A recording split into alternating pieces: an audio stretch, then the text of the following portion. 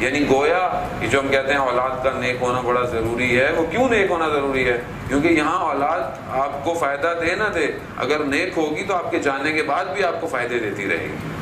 حتیٰ ایک بچہ قرآن کی تلاوت کر دے، آپ کا پوتا قرآن پڑھنا شروع کر دے، اس کا بھی اجر آباء و اجداد کی روحوں پر پہنچ رہا ہوتا ہے، اس لیے باقیات الصالحات کہا جاتا ہے۔ تو بہرحال کوشش کریں کہ ہم اپنی اولاد کی ایسی پرورش کریں۔ اچھا، پرورش جب ہوگی جب میرا اپنا عمل اپنے والد کے ساتھ اچھا ہوگا۔ جب میں آج اپنے والدین کے ساتھ اچھا ہوں گا تو یہ خود بخود اچھا ہوگا۔ کیا آج میں اپنے محرومین کے لیے کچھ کر رہا ہوں؟ اگر میرے والدین نہیں ہیں، خدا نخواستہ دنیا سے بہرحال جانا ہی ہے ہر ایک نے کسی نہ کسی نے، یا اپنے پردادا دادا نانا، ان کے لیے میں کبھی دعا، کبھی فاتحہ، کبھی ان کے لیے کوئی کار خیر، کبھی ان کے لیے صدقہ میں دے رہا ہوں، اگر میں یہ کام انجام دوں گا تو کل میری اولاد بھی میرے لیے یہ انجام دے گی۔ انسان کو تربیت جو ہے وہ اپنے وجود سے سکھاتی ہے۔ تو بہرحال وہ انہوں نے بعد میں دیکھا کہ اپنے والد کے چہرے پر، ہونٹوں پر زخم ہیں، تو کہا کہ بابا جان یہ آپ کے ہونٹوں پہ زخم کیسے ہیں؟ تو انہوں نے کہا کہ بیٹا میں آپ کی ماں جو والدہ ہیں ان کو سخت لفظوں سے پکارتا تھا، وہ جو سخت لفظ ان کو برے لگتے تھے، الفاظ انسان اپنی زندگی میں استعمال کرتا ہے، وہ ان کو برے لگتے تھے لیکن وہ کہتی کچھ نہیں تھی۔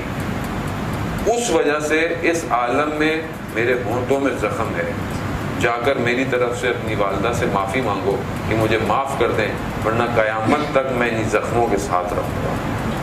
عزیزان محترم، یہاں کا جو زخم ہوتا ہے نا وہ ٹھیک ہو جاتا ہے، کچھ دن لگتے ہیں، آپ ڈاکٹر کو دکھاتے ہیں، آپ دوائی لیتے ہیں، آپ اس عالم میں کوئی دوائی میڈیکل نہیں ہے، اس عالم میں کوئی اور ہی میڈیکیشن ہے، وہ بھی اگر اس دنیا سے پہنچی تو پہنچی، کیونکہ اہل بیت نے واضح کہا ہے کہ عالم برزخ کہ تم خود ذمہ دار ہو، قیامت میں شافی محشر ہیں، شفاعت کریں گے، انسان جو ہے وہ خدا نخواستہ بہت ہی گناہ گار ہوا تو کچھ عرصے تک وہ جہنم میں، اچھا ہمارے لیے کہنا بڑا آسان ہے، کوئی مسئلہ نہیں ہے، مسئلہ نہیں ہے، جہاں تو ایک جھونکا برداشت نہیں کر سکتا آدمی، دنیا کی آتش برداشت نہیں ہوتی آدمی سے، قیامت کی آتش کہاں برداشت کرے گا آدمی؟ وہ آتش یہ والی آتش نہیں ہے، وہ آتش بھیانک ہے، اس کا رنگ بھی سیاہ ہے، وہ یہ والی ہے بھی نہیں ہے۔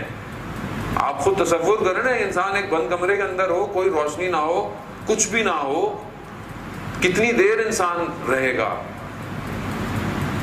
انسان بڑے بڑے ہم نے اولیاء خدا کو دیکھا کہ باقاعدہ قبر کھود کر قبر میں رات گزارتے تھے تاکہ اس تنہائی کو محسوس کریں۔ یہاں پہ تو سب کچھ آپ کو مل رہا ہے، نظر آ رہا ہے۔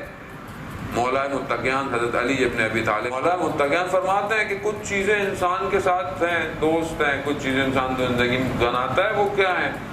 کچھ چیزیں جو دوستی نبھاتی ہے وہ کہاں تک ہوتی ہے؟ کہ جب تک آپ زندہ ہو، وہ چیز آپ کے ساتھ تب تک ہے۔ کہا دنیا، مال، یہ سب کچھ یہ جب تک آپ ہیں آپ کے ساتھ ہے، آپ چلے گئے ختم۔ کہا کچھ ایسے ہیں جو آپ کے قبر تک آئیں گے، وہ کون ہے؟ کہا آپ کی اولاد، آپ کے گھر والے، بہت ہوا دوست، اور یہی اچھے دوست اگر جنازے میں ہوں تو یہ پوچھتے ہیں دفنائیں گے کب، کتنی دیر میں دفن ہونا ہے۔ یہی ہے نا انسان کیا ہے، جب آپ خدا نہ انسان کا دوست چلا جائے کہتے ہیں کہ تدفین کب ہے، بس دفنا کے قبر میں چل دیا بس۔ مگر مولا فرماتے ہیں کہ کچھ چیزیں ایسی ہیں جو انسان کے ساتھ رہیں گی قیامت تک، اور وہ کیا ہے؟ یا وہ اچھا عمل ہو یا برا عمل، یہ دو چیزیں قیامت تک انسان کے ساتھ ہیں۔ اب میں کیا لے کے جا رہا ہوں یہ میرے اوپر ہے۔ قبر سب کی اپنی اپنی ہے عزیزان محترم، میں آپ کی قبر میں، آپ میری قبر میں نہیں آئیں گے۔ آپ یہ نہیں کہ برابر والی قبر بھری ہے تو میری قبر میں روشنی نہیں، ہر کوئی اپنی قبر کی روشنی خود لے کے